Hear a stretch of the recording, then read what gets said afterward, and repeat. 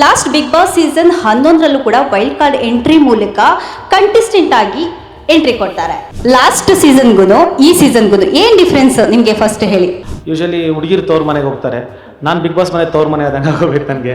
So ಆ ಮನೆ ನನಗೆ ಕೇಳ್ದೇ ಸಾಕಷ್ಟು ಕೊಟ್ಟಿದೆ. ಸೊ ಆ ಮನೆಗೆ ನನ್ನ ಕೊಡುಗೆ ಜಾಸ್ತಿ ಇರಬೇಕು. ಸೊ ಈ ಸತಿ ಓಕೆ, ನಿಮಗೆ ಚೈತ್ರನ್ ಜೊತೆ ಜಗಳ ಆಡಿದ ಅಂದರೆ ಏನಾದರೂ ಬೇಜಾರಾಗುತ್ತಾ ಅಂತ? ಯಾವಾಗಲೂ ಲಾಸ್ಟ್ ಒಂದು ಸೀಸನಲ್ಲೂ ಹಾಗೆ ಜಗಳ ಆಡ್ತಾ ಇದ್ರಿ, ಅದ್ರ ಜೊತೆ ಏನಾದ್ರು ಜಗಳ ಮಾಡಿದ್ರೆ ಖುಷಿ ಸಿಗುತ್ತಾ? ಬಿಗ್ ಬಾಸ್ ಮನೇಲಿ ಯಾರ ಆಟ ತುಂಬ ಇಷ್ಟ ಆಗುತ್ತೆ ನಿಮಗೆ? ತುಂಬ ಒಳ್ಳೆಯವರು ಅಂತ ಪ್ರೂವ್ ಮಾಡ್ಕೊಳಕ್ಕೆ ಹೋದ್ರೆ ಆಚೆ ಕೆಟ್ಟದಾಗ ಕಾಣಿಸ್ತಾ ಇರ್ತೀವಿ. ನೀವು ತುಂಬ ಕೆಟ್ಟವರು ಅಂದ್ಕೊಂಡು ಹೋದ್ರೆ ತುಂಬ ಜನ ಒಳಗೆ ಒಳ್ಳೆಯದಾಗಿ ಆಚೆ ಬಂದವರಿದೆ. ಸೊ ಆ ಮನೆ ಕೇಳಿದ ಸಿನಿಮಾ ಮತ್ತು ಇದು 45 ಸಿನಿಮಾ ಮತ್ತು ಮಾರ್ಕ್ ಸಿನಿಮಾ ರಿಲೀಸ್ ಆಯ್ತಲ್ವಾ, ನೀವು ಸಿನಿಮಾ ನೋಡಿದ್ರ? 3 ಸಿನಿಮಾ ನೋಡಿದ್ರೆ. ಸೊ ಈ ಫ್ಯಾನ್ ವಾರ್ಸ್ ಎಲ್ಲ ಬಿಟ್ಬಿಟ್ಟು ನಮ್ಮ ಕನ್ನಡ ಚಿತ್ರನ ಕೊಂಡಾಡೋಣ, ಚಿತ್ರಗಳನ್ನ ಮೆರೆಸೋಣ, ಪೈರಸಿನ ಸ್ಟಾಪ್ ಮಾಡೋಣ. ಹಾಯ್ ಹಲೋ ನಮಸ್ಕಾರ, ವಿಶೇಷ ಕಾರ್ಯಕ್ರಮಕ್ಕೆ ಸ್ವಾಗತ. ನಾನು Sunanda Anasuya.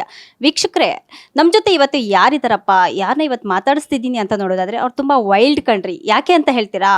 Last big boss season 11ರಲ್ಲೂ ಕೂಡ ವೈಲ್ಡ್ ಕಾರ್ಡ್ ಎಂಟ್ರಿ ಮೂಲಕ ಕಂಟೆಸ್ಟೆಂಟ್ ಆಗಿ ಎಂಟ್ರಿ ಕೊಡ್ತಾರೆ. ಇನ್ನು ಈ ಸೀಸನ್ ಬಿಗ್ ಬಾಸ್ 12ರಲ್ಲಿ ಕೂಡ ವೈಲ್ಡ್ ಕಾರ್ಡ್ ಎಂಟ್ರಿ ಮೂಲಕ ಗೆಸ್ಟ್ ಆಗಿ ಎಂಟ್ರಿ ಕೊಡ್ತಾರೆ. ಇನ್ನು ಯಾರಪ್ಪ ಅಂತ ನೋಡೋದಾದರೆ ಇವರು ರಜತ್ ಅವರು. ಈಗ ಅವ್ರನ್ನ ಮಾತಾಡಿಸ್ತಾ ಹೋಗೋಣ. ಅಂದರೆ ಇವರು ಬಿಗ್ ಬಾಸ್ನಲ್ಲಿ ತುಂಬ ಅನುಭವಸ್ಥ ಅಂತ ಹೇಳಬಹುದು. ಇಂಥ ಅನುಭವವನ್ನು ಬಿಗ್ ಬಾಸ್ ಮನೆಯಲ್ಲಿ ಯಾವ ರೀತಿಯಾಗಿದ್ರು ಅನ್ನೋದು ಅವ್ರ ಬಾಯಿಂದನೇ ಕೇಳ್ತಾ ಹೋಗೋಣ. ಹಾಯ್ ರಜತ್ ಅವರೇ, ಹೇಗಿದ್ದೀರಾ? ಮೇಡಮ್ ಚೆನ್ನಾಗಿದ್ದೀನಿ, ನೀವು ಚೆನ್ನಾಗಿದ್ದೀರಾ? ನಾನು ತುಂಬ ಚೆನ್ನಾಗಿದ್ದೀನಿ. ಲಾಸ್ಟ್ ಸೀಸನ್ಗೂ ಈ ಸೀಸನ್ಗೂ ಏನು ಡಿಫ್ರೆನ್ಸ್ ನಿಮಗೆ ಫಸ್ಟ್ ಹೇಳಿ. Last season I was perfect wild card, ಈ ಸತಿ ನಾರ್ಮಲ್ ವೈಲ್ಡ್ ಕಾರ್ಡು, ಅಂದರೆ ವೈಲ್ಡ್ ಕಾರ್ಡ್ ಗೆಸ್ಟು. ಬಟ್ ನನಗೆ ಡಿಫ್ರೆನ್ಸ್ ಏನು ಅಂದರೆ ಮನೆ ಅನ್ನಿಸ್ತು. ಆ ಮನೆಗೆ ನನಗೆ ತುಂಬ ನಂಟು, ಮೆಮೊರೀಸು, ಎಮೋಷನ್ಸ್ ಅನ್ನೋದಿತ್ತು. ಇದು ಹೊಸ ಮನೆ ಆಗಿರೋ ಕಾರಣ ಹೊಂದ್ಕೊಳಕ್ಕೆ ಸ್ವಲ್ಪ ಟೈಮ್ ಆಯಿತು ನನಗೆ. ಆಮೇಲೆ ಇದೊಂಥರ different experience. But last season ನಾನೇ ವೈಲ್ಡ್ ಕಾರ್ಡು, ಈ ಸೀಸನ್ ನಾನೇ ವೈಲ್ಡ್ ಕಾರ್ಡ್ ಅಂದಾಗ ಎಲ್ಲೋದೊಂಥರ ತುಂಬ ಖುಷಿ ಅನ್ನಿಸ್ತು. ಯೂಶಲಿ ಹುಡುಗಿರು ತವ್ರ ಮನೆಗೆ ಹೋಗ್ತಾರೆ, ನಾನು ಬಿಗ್ ಬಾಸ್ ಮನೆ ತವ್ರ ಮನೆ ಆದಂಗೆ ಆಗೋಬೇಕು ನನಗೆ. ಸೊ ಸೆಕೆಂಡ್ ಟ್ರಿಪ್ಪು ಹೊಡ್ಕೊಂಬಂದೆ, ತುಂಬಾ ಹೆಮ್ಮೆ, ಆಮೇಲೆ ಖುಷಿ ಆಗುತ್ತೆ ಮೇಡಮ್. ಮೊದಲನೇದಾಗಿ ನೀವು ಫಸ್ಟ್ ಟೈಮ್ ಕಂಟೆಸ್ಟೆಂಟ್ ಆಗಿ ಹೋಗಿದ್ರಿ, ಮತ್ತು ಸೆಕೆಂಡ್ ಟೈಮ್ ಗೆಸ್ಟ್ ಆಗಿ ಹೋಗಿದ್ರಿ. ಇದಕ್ಕೂ ನಿಮ್ಗೆ ಮನಸ್ಥಿತಿ ಹೆಂಗಿತ್ತು? ಅಂದರೆ ಕಂಟೆಸ್ಟೆಂಟ್ ಆಗಿ ಒಂದು ಕಾಂಪಿಟೇಷನ್ ಒಂದು ಮೈಂಡ್ ಸೆಟ್ ಇರುತ್ತೆ. ಸೆಕೆಂಡ್ ಗೆಸ್ಟ್ ಆಗಿ ಹೋದಾಗ ಸುಮ್ಮನೆ ಒಂದು ಗೆಸ್ಟ್, ಅದೇ ಥರ ಮನಸ್ಥಿತಿ ಇತ್ತಾ ಅಥವಾ ನಿಮ್ಗೆ ಕಾಂಪಿಟೇಷನ್ ಕೊಡಬೇಕು ಅಂತ ಅನ್ನಿಸ್ತಾ ಇತ್ತಾ ಅಂತ? ಇಲ್ಲ ಮೇಡಮ್, ಆ ಮನೆ ನನಗೆ ಕೇಳ್ದೇ ಸಾಕಷ್ಟು ಕೊಟ್ಟಿದೆ. ಸೊ ಆ ಮನೆಗೆ ನನ್ನ ಕೊಡುಗೆ ಜಾಸ್ತಿ ಇರಬೇಕು. ಸೊ ಈ ಸತಿ ಹೋದಾಗ್ಲೂ ನಾನು 100% ನಾನು ಕೊಡೋ ಪ್ರಯತ್ನನೇ ಮಾಡಿದ್ದೀನಿ. ಎಲ್ಲೆಲ್ಲಿ ಮಾತಾಡಬೇಕು ಅಲ್ಲಿ ಮಾತಾಡಿದ್ದೀನಿ, ಟಾಸ್ಕ್ ಅಂತ ಬಂದಾಗ ಗುದ್ದಾಡಿದ್ದೀನಿ. ಸೊ ಆ ಮನೆಗೆ ಆ ಒಂದು ನಂಟು ಹೇಳೋಕ್ಕಾಗಲ್ಲ, ತುಂಬ ಖುಷಿ ಕೊಡುತ್ತೆ. ಸೊ ನಾನು 100% ಕೊಡೋ ಪ್ರಯತ್ನ ಪಟ್ಟಿದ್ದೀನಿ ಮೇಡಮ್. ಸರಿ, ಬಿಗ್ ಬಾಸ್ ಮನೆಗೆ ಹೋಗೋಕೆ ಮುಂಚೆ ಏನೇನು ಸ್ಕೆಚ್ ಹಾಕೊಂಡಿದ್ರಿ? ಅಂದರೆ ಯಾರ್ಯಾರಿಗೆ ಕಾಟ ಕೊಡಬೇಕು ಅಂತ ಮನಸ್ಸಲ್ಲಿ ಏನಾರು ಸ್ಕೆಚ್ ಹಾಕೊಂಡು ಹೋಗಿದ್ರಾ, ಇಲ್ಲ ಸುಮ್ಮನೆ ಹೋಗಿ ಬರೋಣ ಅಂತ ಹೋಗಿದ್ರಾ? ಇಲ್ಲ ಮೇಡಮ್, ಆ್ಯಕ್ಚುಲಿ ಬಿಗ್ ಬಾಸ್ ಮನೆ ಅನ್ನೋದ್ರಲ್ಲಿ ನೋಡಿ, ನಿಮಗೆ ಮೇಯ್ನು ಅಲ್ಲಿ ಸುಳ್ಳು ಹೇಳೋಕ್ಕಾಗಲ್ಲ, ಸಿಗಾಕೊಂಡ್ಬಿಡ್ತೀರಾ, ನಾಟಕ ಮಾಡೋಕ್ಕಾಗಲ್ಲ, ತಗ್ಲಾಕೊಂಡ್ಬಿಡ್ತೀರಾ. ಅಲ್ಲಿ ನೀವು ಏನೂ ಮನಸ್ಸಲ್ಲಿ ಇಟ್ಕೊಂಡು ಹೋದರೆ ಅದು ಫ್ಲಾಪೇ ಆಗೋದು. ಬಿಗ್ ಬಾಸ್ ಮನೆ ಅನ್ನೋದೇ ಆ ಥರ ಒಂದು ಮಾಯದ ಲೋಕ. ನೀವು ಅಲ್ಲಿ ಫ್ಲೋ ಆಗೇ ತೊಗೊಂಡು ಹೋಗಬೇಕು ಲೈಫ್ನ. ಆವಾಗಲೇ ಆ ವ್ಯಕ್ತಿತ್ವ ಆಚೆ ಬಂದು ನಿಮ್ಮನ್ನ ಜನ ಇಷ್ಟಪಡ್ತಾರೋ ಹೇಟ್ ಪಡ್ತಾರೋ ಏನಾದರೂ ಒಂದು ಗೊತ್ತಾಗಬೇಕಲ್ಲ. ನೀವು ಸೆಂಟ್ರಲ್ ಅಂತೂ ನಿಂತ್ಕೊಳಕ್ಕಲ್ಲ. ಒಂದು ನೀವು ಹೇಟ್ ಮಾಡಿಸ್ಕೊಬೇಕು, ಇಲ್ಲ ಲವ್ ಮಾಡಿಸ್ಕೊಬೇಕು ಜನರ ಕೈಯಲ್ಲಿ. ಅದಿನ ವ್ಯಕ್ತಿತ್ವ ಆಚೆ ಬಂದ್ರೇ ಆಗೋದು. ಸೊ ನನ್ನ ಮೈಂಡಲ್ಲಿ ಏನೂ ಇರಲಿಲ್ಲ, I was in a flow ಅಷ್ಟೇ. ನಾನು ಲಾಸ್ಟ್ ಟೈಮು ಹಂಗೆ ಫ್ಲೋಲ್ಲಿ ಹೋಗಿದ್ದು, ಈ ಸತಿನೂ ಅದೇ ಫ್ಲೋಲ್ಲಿ ಹೋದೆ ನಾನು. ಆದರೂ ನೀವು ಬಿಗ್ ಬಾಸ್ ನೋಡ್ತಾ ಇರ್ತೀರ ಆಚೆ ಇದ್ದಾಗ, ಆದರೂ ಗಿಲ್ಲಿ ಆಡೋ ಅಂಥ ಆಟ ನೋಡಿದಾಗ ಇವ್ನು ಸರಿಯಾಗಿ ಹೋಗಿ ಕಾಟ ಕೊಡ್ಬೇಕಂತ ಒಂದ್ಸಲ ಅನಿಸಿಲ್ವಾ ನಿಮಗೆ? ಇಲ್ಲ ಮೇಡಮ್, ಯಾಕೆ ಪ್ರಾಬ್ಲಮ್ ಅವ್ನಿಗೇಂತ ಕಾಟ ಕೊಡಬಾರ್ದು ಅಂತ ನನಗೆ ಅನ್ನಿಸ್ತು ಅಂದರೆ ನಾನು ಹಂಗೇನೆ. ಸೊ ನಂದು ಒಂಥರ ತಕಡಿ ಇದ್ದಂಗೆ, ಅವ್ನು ಸ್ವಲ್ಪ ಮೇಲಿದ್ರೆ ಕೆಳಗೆ, ಹಂಗೆ ನಾನು ಅಷ್ಟೇ. ಅದೇನಾಗುತ್ತೆ ಅಂದಾಗ ನಂದು ಕ್ಯಾರೆಕ್ಟರ್ ಆಗೇನೆ, ಎಲ್ಲರನ್ನೂ ರೇಗಿಸ್ಕೊಂಡು ಮಜಾ ಮಾಡ್ಕೊಂಡಿರೋವಂಥ ಕ್ಯಾರೆಕ್ಟ್ರು. ಅವನು ಹಂಗೆ ಎಲ್ಲರನ್ನೂ ಕಾಲು ಹೇಳ್ಕೊಂಡು ಓಡಾಡ್ಕೊಂಡು ನಗಾಡ್ಕೊಂಡು ಜಾಲಿಯಾಗಿರ್ತಾನೆ. ಸೊ ಆ ವೈಬ್ ನಮಗೂ ಅವನಿಗೂ ಮ್ಯಾಚ್ ಆಯಿತು. ಓಕೆ, ನಿಮಗೆ ಚೈತ್ರನ್ ಜೊತೆ ಜಗಳ ಆಡಿದ ಅಂದರೆ ಏನಾದರೂ ಬೇಜಾರಾಗುತ್ತಾ ಅಂತ? ಯಾವಾಗಲೂ ಲಾಸ್ಟ್ ಒಂದು ಸೀಸನಲ್ಲೂ ಹಾಗೆ ಜಗಳ ಆಡ್ತಾ ಇದ್ರಿ, ಅವ್ರ ಜೊತೆ ಏನಾದ್ರು ಜಗಳ ಮಾಡಿದ್ರೆ ಖುಷಿ ಸಿಗುತ್ತಾ? ಇಲ್ಲ ಮೇಡಮ್, ಈ ಸತಿ ನಾನು ಜಗಳ ಆಡಬೇಕು ಅಂತ ಮಾಡಿಲ್ಲ. ಅವಳೇ ಬಂದು ಜಗಳ ಆಡಿ ನನ್ನ ಹತ್ರ ಎಷ್ಟು ಪ್ರವೋಕ್ ಮಾಡಿದ್ರು. ಬಟ್ ಸ್ಟಿಲ್ ನಾನೆಲ್ಲೋ ಕಂಟ್ರೋಲ್ ಮಾಡಿಕೊಂಡು ಬೇಡ, ಯಾಕೆ ಸುಮ್ಮನೆ ಅಂತಲೇ ಇದ್ದೆ. ಬಿಕಾಸ್ ನಾನು ಸುದೀಪ್ ಸರ್ ಪ್ರಾಮಿಸ್ ಮಾಡಿದ್ದೆ. ಯಾಕೆಂದರೆ ನಾನು ನನ್ನ ಬಾಯಿಯಿಂದ ಬೇರೆ ಥರ ಮಾತುಗಳು ಬರಲ್ಲ, ಐ ಪ್ರಾಮಿಸ್ ಯು ಸರ್ ಅಂತ ಹೇಳಿದ್ದೆ. ಅದಾದಮೇಲೆ ಪ್ರಾಮಿಸ್ ಮಾಡಿದೆ. ಆಮೇಲೆ ಚೈತ್ರ ನನ್ನ ಹತ್ರ ಜಗಳ ಸ್ಟಾರ್ಟ್ ಮಾಡಿದ್ದು. ನಾನು ತುಂಬ ತಡೆದಿಟ್ಕೊಂಡು ನನ್ನ ಬೇಡ ಅಂದ್ಕೊಂಡು ನಾನು ಸುಮ್ಮನಾದೆ. ಅವಳು ನನ್ನ ಹತ್ರ ಜಗಳ ಆಡಿದ್ಲು, ನಾನು ಜಗಳ ಆಡಿಲ್ಲ. ಏನಾದರೂ ಮದುವೆ ಆದಮೇಲೆ ಚೈತ್ರ ಬದಲಾಗಿದ್ದಾರೆ ಅನ್ನಿಸ್ತಾ, ಇಲ್ಲ ಇನ್ನು ಮುಂಚಿನ ಥರನೇ ಇದ್ದಾರೆ ಅನ್ನಿಸ್ತಾ ಇದೆಯಾ? ಇಲ್ಲ, ಮುಂಚಿನಗಿಂತ ಸ್ವಲ್ಪ ಜಾಸ್ತಿ ಆಗಿದ್ದಾಳೆ ಅನ್ಸುತ್ತೆ. ಎಲ್ಲೂ ಬದಲಾವಣೆ ಕಾಣಿಸಿಲ್ಲ ನನಗೆ. ಸರಿ, ಬಿಗ್ ಬಾಸ್ ಮನೇಲಿ ಯಾರ ಆಟ ತುಂಬ ಇಷ್ಟ ಆಗುತ್ತೆ ನಿಮಗೆ? ರಘು ಸರ್, ರಕ್ಷಿತಾ, ಗಿಲ್ಲಿ, ಕಾವ್ಯ, ಅಷ್ಟೇ ಅನ್ಸುತ್ತೆ. ಅಷ್ಟೇ ಅಷ್ಟೇ ಅಷ್ಟೇ. ಸರಿ, ಯಾರು ಗೆಲ್ಬೇಕು ಅನ್ಸುತ್ತೆ ಈ ಸಲ ಬಿಗ್ ಬಾಸ್ ಅಲ್ಲಿ?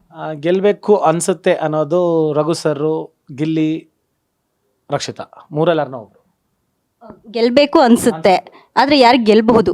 ಅದೇ ಗೆಲ್ಬಹುದು ಅನ್ಸೋದು ನನಗೆ ರಘು ಸರ್ರು, ರಕ್ಷಿತಾ, ಅವ್ರ ಗಿಲ್ಲಿ, 3 ಜನ. ಓಕೆ. ಬಿಗ್ ಬಾಸ್ ಶೋ ಬಗ್ಗೆ, ಕಂಟೆಸ್ಟೆಂಟ್ ಬಿಡಿ, ಶೋ ಬಗ್ಗೆ, ಓವರ್ ಆಲ್ ಒಂದು ಶೋ ಬಗ್ಗೆ ನಿಮ್ಮ ಒಂದು ಮಾತು ಹೇಳಿ. ಬಿಗ್ ಬಾಸ್ ಶೋ ಬಗ್ಗೆ. ಆ ಮನೆ ಒಂಥರ ಮಾಯದ ಲೋಕ, ಮಾಯದ ಮನೆ.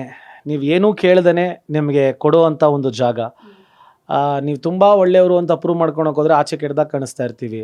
ನೀವು ತುಂಬ ಕೆಟ್ಟವರು ಅಂದ್ಕೊಂಡು ಹೋದವ್ರು ತುಂಬ ಜನ ಒಳಗೆ ಒಳ್ಳೆಯದಾಗಿ ಆಚೆ ಬಂದವರಿದೆ. ಸೊ ಆ ಮನೆ ಕೇಳ್ದೇ ಸಾಕಷ್ಟು ಕೊಡೋವಂಥ ಒಂದು ಮನೆ. ಅಲ್ಲಿ ನಮ್ಮ ವ್ಯಕ್ತಿತ್ವ ನಾವಿದ್ದರೆ ಅದು ಜನಕ್ಕೆ ಎಷ್ಟು ಹತ್ತಿರಕ್ಕೆ ರೀಚ್ ಆಗ್ತೀವಿ ಅನ್ನೋದಕ್ಕೆ ಬಹಳ ಜನ ಎಕ್ಸಾಂಪಲ್ಸ್ ಇದ್ದಾರೆ ಅಲ್ಲಿ. ನಾನಾಗಿರ್ಬೋದು, ವಿನಯ್ ಆಗಿರ್ಬೋದು, ಡ್ರೋನ್ ಪ್ರತಾಪ್ ಆಗಿರ್ಬೋದು, ಗಿಲ್ಲಿ ಆಗಿರ್ಬೋದು. ಸೊ ಸಾಕಷ್ಟು ನಮಗೆ ಕೇಳ್ದೇ ಕೊಟ್ಟಿದೆ. ನೆಕ್ಸ್ಟು ಯಾರಿಗಾನ ಒಳ್ಳೆ ಈ ಥರ ಚಾನ್ಸಸ್ಗಳು ಕೊಟ್ಟಾಗ ನಾಟಕ ಮಾಡದೆ ನೀವಿರಿ, ಜನಕ್ಕೆ ತುಂಬ ಇಷ್ಟ ಆಗ್ತೀರಾ. ಕೊನೆಗೂ ಎಲ್ಲೋ ಅಂತ ಒಂದು ಮಾತಲ್ಲಿ ಗಿಲ್ಲಿನೇ ಗೆದ್ರು ಅನ್ನಿಸ್ತಾ ಇದೆ. ಅಂದರೆ ಒಂದು ಟಾಸ್ಕ್ ಆಡ್ತೀರಾ, ಯಾವುದಾದ್ರು ಪಾಪದ ಕೊಡ ತುಂಬಿದ್ದು ಆಗ ಮಾತಲ್ಲಿ ಅವಾಗ ಹೇಳ್ತೀರಾ ನೀವು, ನಾನು ನಿಮ್ಮನ್ನೆಲ್ಲ ಆಚೆ ಕಳಿಸೆ ನಾನು ಹೋಗ್ತೀನಿ ಅಂತ. ಗಿಲ್ಲಿನೂ ಒಂದು ಮಾತು ಹೇಳ್ತಾ ಇದೆ, ನಾನು ನಿಮ್ಮನ್ನು ಆಚೆ ಕಳಿಸೇ ಹೋಗ್ತೀನಿ ಅಂತ. ಎಲ್ಲೋ ಒಂದು ಕಡೆ ಗಿಲ್ಲಿ ಗೆದ್ದಂಗೆ ಅನ್ನಿಸ್ಲಿಲ್ವಾ? ಇಲ್ಲ, ಆ್ಯಕ್ಚುಲಿ ನನಗೆ ಗೊತ್ತಿತ್ತಲ್ಲ ಮೊದಲೇ ಇವ್ರಿಗೆ ಎಳಗಿರ್ತಾ ಮುಂಚೆ ನಾನೇ ಹೋಗೋದು ಅಂತ. ಬಿಕಾಸ್ ನಾನು ವೈಲ್ಡ್ ಕಾರ್ಡ್ ಗೆಸ್ಟ್ ಆಗಿದ್ದೆ. ಬಟ್ ಸುಮ್ಮನೆ ಅಲ್ಲಿ ಅವ್ರಿಗೆ ಪ್ರೇರೇಪಿಸ್ಬೇಕಲ್ಲ, ಎಬ್ಬರಿಸ್ಬೇಕಲ್ಲ ಅಂತ ಒಂದು ಡೈಲಾಗ್ ಬಿಟ್ಟಿದ್ದೆ ಹೊರತು ನಂಗೆ ಮುಂಚೆನೇ ಗೊತ್ತಿತ್ತು ನಾನು ಬೇಗ ಆಚೆ ಬಂದುಬಿಡ್ತೀನಿ ಅಂತ. ಸೊ ಅದೊಂದು ಟಾಂಗ್ ಕೊಡಬೇಕು ಅಂತ ಕೊಟ್ಟಿದ್ದು. ಅಲ್ಲಿ ಒಂದು ಟಾಂಗ್ ಕೊಟ್ಟು ನಾನು ಅನ್ಕೊಂಡಲ್ಲ, ನಿನಗೆ ಗೆಸ್ಟು ಅಂತ ಗೊತ್ತಾದ್ಮೇಲೆ ನಿನ್ಗೆ ಐತಿರು ಅಂತ.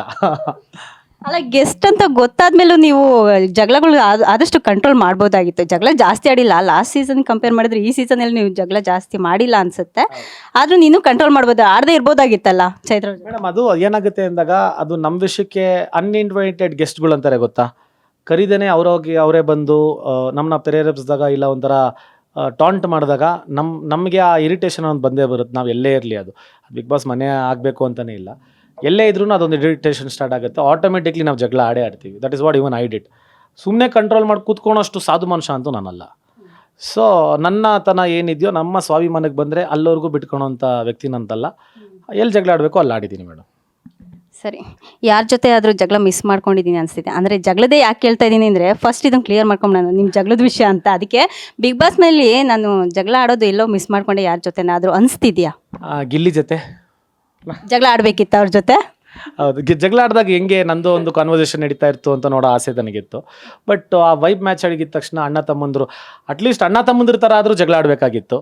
ಅದು ಎಲ್ಲೋ ಆಗದೆ ಹೋಯ್ತು ಅನ್ಸುತ್ತೆ. ಆದ್ರೆ ನೀವು ಆಡಿದ್ರು ಗಿಲ್ಲಿ ಆಡಲ್ಲ ಅನ್ಸುತ್ತೆ. ತುಂಬಾ ಹುಷಾರಿದ್ದಾರೆ ಗಿಲ್ಲಿ, ಅವ್ರು ಜಗಳ ಆಡಲ್ಲ ಅಂತ ನನ್ಗನ್ಸುತ್ತೆ. ಇಲ್ಲ, ಅದು ಅವನು ಆಡುವ ಎಲ್ಲಿ ಟಾಂಗ್ ಕೊಡಬೇಕು ಅಲ್ಲಿ ಕೊಡ್ತಿದ್ದ. ಆದರೆ ಅದೇ ಅಟ್ಲೀಸ್ಟ್ ಆ ಅಣ್ಣ ತಮ್ಮಂದ್ರ ಥರ ಆದರೂ ಜಗಳ ಆಡಬೇಕಾಯ್ತು ಅನಿಸ್ತು ನನಗೆ. ಬಿಗ್ ಬಾಸ್ ನಿಮ್ಗೆ ಏನು ಕೊಡ್ತು, ನೀವು ಅಲ್ಲಿ ಏನು ಕಳ್ಕೊಂಡ್ರಿ, ಏನಾದರೂ ಇದೆಯಾ ಆ ಥರ? ಕಳ್ಕೊಂಡಿದ್ದು ಈ ಸತಿ ಬೇಗ ಆಚೆ ಬಂದ್ಬಿಟ್ಟೆ. ಅದೊಂದು ಆ ಮೆಮೊರೀಸ್ನ ಕಳ್ಕೊತೀನಿ. ಏನು ಕೊಡ್ತು ಅಂದರೆ ಕೇಳ್ದೇ ಸಾಕಷ್ಟು ಕೊಟ್ಟಿದೆ. ಎಕ್ಸಾಂಪಲ್ ಹೇಳಬೇಕು ಅಂದರೆ ಸುದೀಪ್ ಸರ್ನ ಕೊಡ್ತು, ಇಷ್ಟು ಪ್ರೀತಿಸೋ ಜನರನ್ನ ಕೊಟ್ಟಿದೆ, ದುಡ್ಡು ಕೊಟ್ಟಿದೆ, ಹೆಸರು ಕೊಟ್ಟಿದೆ. ಅದನ್ನು ಇನ್ನು ಮುಂದೆ ಉಳಿಸ್ಕೊಂಡು ಹೋಗೋದು ನನ್ನ ಒಂದು ಕೆಲಸ. ಅದನ್ನು ಮಾಡ್ಕೊಂಡು ಹೋಗ್ತೀನಿ. ರಕ್ಷಿತಾಗೆ ಗಿಲ್ಲಿ ಬಗ್ಗೆ ಇರೋ ಪೊಸೆಸಿವ್ನೆಸ್ ಬಗ್ಗೆ ಏನು ಹೇಳ್ತೀರಾ? ಮೇಡಮ್, ಅದು ಪೊಸೆಸಿವ್ನೆಸ್ ಅಲ್ಲ, ಅವ್ರು ಒಂದೇ ಒಳ್ಳೆ ಸ್ನೇಹನ ಕ್ಯಾರಿ ಮಾಡ್ತಾರೆ. ಎಷ್ಟೋ ಸತಿ ಗಿಲ್ಲಿಗೆ ಬ್ರೋ ಅಂತ ಹೇಳಿರೋದು ನಾನು ಕೇಳಿದ್ದೀನಿ. ಬಟ್ ಆದರೆ ಕಾವ್ಯ ಆಮೇಲೆ ಸ್ಪಂದನ ಡೈರೆಕ್ಟಾಗಿ ರಕ್ಷಿತನ ಹೆಸರು ಹೇಳ್ಕೊಂಡು ಎಷ್ಟೋ ಸತಿ ಟಾಂಗ್ ಕೊಟ್ಟಿದ್ದಾರೆ, ನಾಮಿನೇಟ್ ಮಾಡಿದ್ದಾರೆ. ಅದೇ ರಿಯಾಕ್ಷನ್ನು ರಕ್ಷಿತಾ ಕೊಡ್ತಾ ಇರೋದೇ ಹೊರತು ಪೊಸೆಸಿವ್ನೆಸ್ ಮೇಲಲ್ಲ. ಡೈರೆಕ್ಟಾಗಿ ರಕ್ಷಿತಾ ಇವರಿಬ್ಬರ ಹತ್ರ ಜಗಳ ಆಡ್ತಾ ಇದ್ದಾರೆ, ಅವರಿಬ್ಬರು ಇವ್ರ ಹತ್ರ ಜಗಳ ಆಡ್ತಾ ಇದ್ದಾರೆ. ಇದಕ್ಕೆ ಗಿಲ್ಲಿ ಸಂಬಂಧನೇ ಇಲ್ಲ. ನೆಕ್ಸ್ಟ್ ಕ್ವಶನ್ ಅದನ್ನು ಕೇಳಿಬಿಡಿ, ನಾನೇ ಹೇಳ್ಬಿಡ್ತೀನಿ. ಇದನ್ನು ಬಂದು ಧ್ರುವ ಅಂತ ಎಲ್ಲರ ತಲೆಗೂ ಹಾಕಿದ್ದು. ಅಂದರೆ ಆ ಥರ ಏನೋ ಗಿಲ್ಲಿ ಅವರಿಬ್ಬರು ಹೋದರೆ ಇವಳು ಜೊತೆಗಿದ್ರೆ ಅದೆಲ್ಲ ಏನೂ ಇಲ್ಲ. ಗಿಲ್ಲಿ ಸಂಬಂಧ ಇದರಲ್ಲಿ ಇಲ್ವೇ ಇಲ್ಲ. ಅವ್ನ ಪಾಡಿಗೆ ಅವ್ನು ಆಡ್ತವನೆ. ರಕ್ಷಿತಾ ಇಬ್ಬರು ಡೈರೆಕ್ಟಾಗಿ ಇವ್ರು ಫೈಟ್ ಮಾಡ್ತಾವ್ರೆ ಹೊತ್ತು ಗಿಲ್ಲಿ ಹಿಡ್ಕೊಂಡು ಫೈಟ್ ಮಾಡ್ತಿಲ್ಲ. ಈಗ ಡೆವಿಲ್ ಸಿನಿಮಾ ಮತ್ತು ಇದು 45 ಸಿನಿಮಾ ಮತ್ತು ಮಾರ್ಕ್ ಸಿನಿಮಾ ರಿಲೀಸ್ ಆಯ್ತಲ್ವಾ, ನೀವು ಸಿನಿಮಾ ನೋಡಿದ್ರಾ? 3 ಸಿನಿಮಾ ನೋಡಿದ್ರಾ? ಎಲ್ಲಿ ನಮ್ಮನ್ನ ಇವಾಗಲೇ ಬಿಡಿ ಅಂದರೆ ಬಿಡ್ತಾ ಇಲ್ಲ ನೀವು. ನಂಗೆ ಟೈಮಲ್ಲಿದೆ. ಇವಾಗ ನಾಳೆ 100% devil cinema, mark cinema, 45 cinema 3 ನೋಡಿ ನಮ್ಮ ಕನ್ನಡ ಚಿತ್ರನ ಕೊಂಡಾಡೋಣ ಅಷ್ಟೇ ಮೇಡಮ್. ಲಾಸ್ಟ್ ಒಂದು ಹೇಳ್ಬಿಡ್ತೀರಾ ಫ್ಯಾನ್ ವಾರ್ ಬಗ್ಗೆ? ಅವ್ರಿಗೆ ಫ್ಯಾನ್ಸ್ಗಳಿಗೆ ಒಂದು ಕಿವಿ ಮಾತು ಹೇಳ್ಬಿಡಿ ಸಾಕು. ಮೇಡಮ್, ದರ್ಶನ್ ಸರ್ ಫ್ಯಾನ್ಸ್ ಆಗಲಿ, ಸುದೀಪ್ ಸರ್ ಫ್ಯಾನ್ಸ್ ಆಗಲಿ, ಇರೋ ಕೋಟ್ಯಾಂತರ ಅಭಿಮಾನಿಯಲ್ಲಿ ನಾನು ಒಬ್ಬ. ಯಾವತ್ತೂ ಯಾವ ಸ್ಟಾರ್ ನಟನ ಬಗ್ಗೆನೂ ನಾವು ಕೆಟ್ಟದಾಗಿ ಅವ್ರ ಫ್ಯಾಮ್ಲಿ ಬಗ್ಗೆ ಆಗಲಿ, ಎಲ್ಲರಿಗೂ ತಂದೆ ತಾಯಿಗಳಿರುತ್ತೆ, ನಮಗೂ ಇದೆ, ಅದನ್ನು ನೋಡ್ಕೊಂಡು ಮಾತಾಡಬೇಕು. ಆ ಥರ ಮಾತಾಡೋರು ಫ್ಯಾನ್ಸೇ ಅಲ್ಲ ನನ್ನ ಪ್ರಕಾರ. ಸೊ ಈ ಫ್ಯಾನ್ ವಾರ್ಸ್ ಎಲ್ಲ ಬಿಟ್ಬಿಟ್ಟು ನಮ್ಮ ಕನ್ನಡ ಚಿತ್ರನ ಕೊಂಡಾಡೋಣ, ಚಿತ್ರಗಳನ್ನ ಮೆರೆಸೋಣ, ಪೈರಸಿನ ಸ್ಟಾಪ್ ಮಾಡೋಣ, ಆಮೇಲೆ ನಾವೆಲ್ಲ ಒಟ್ಟಾಗಿ ಕನ್ನಡ ಸಿನಿಮಾನ ಬೆಳೆಸೋಣ. Okay, thank you so much. ಇಷ್ಟೊತ್ತು ನೀವು ಫ್ರೀಯಾಗಿ ನಮ್ಮ ಜೊತೆ ಇಷ್ಟು ಟೈಮ್ ಮಾಡ್ಕೊಂಡಿದ್ದಕ್ಕೆ ನಂಗೆ ಖುಷಿ ಆಗ್ತಿದೆ. ತುಂಬ ಥ್ಯಾಂಕ್ಸ್ ರಜತ್ ಅವರೇ. ನೋಡಿದ್ರಲ್ಲ ವೀಕ್ಷಕರೇ, ರಜತ್ ಅವರ ಒಂದು ಬಿಗ್ ಬಾಸ್ ಅನುಭವ ಹೇಗಿತ್ತು ಅಂತ ನಮ್ಮ ಜೊತೆ ಈಗ ಹಂಚ್ಕೊಂಡಿದ್ದಾರೆ. ಇದಾಗಿತ್ತು ಇವತ್ತಿನ ವಿಶೇಷ. ನಿರಂತರ ಸುದ್ದಿಗಾಗಿ ನೋಡ್ತಾ ಇರಿ ಸುದ್ದಿ ನಿಮ್ಮದು, ವೇಗ ನಮ್ಮದು.